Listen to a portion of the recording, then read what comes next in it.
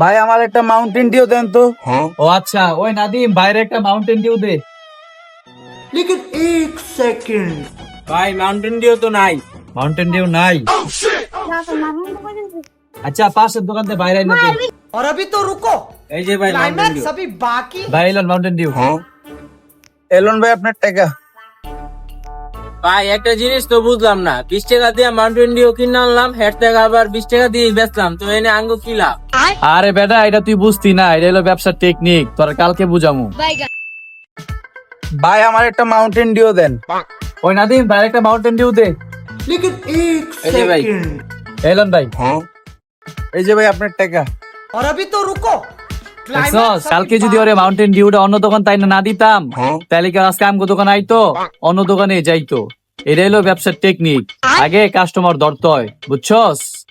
হ্যাঁ ভাই বুঝছি।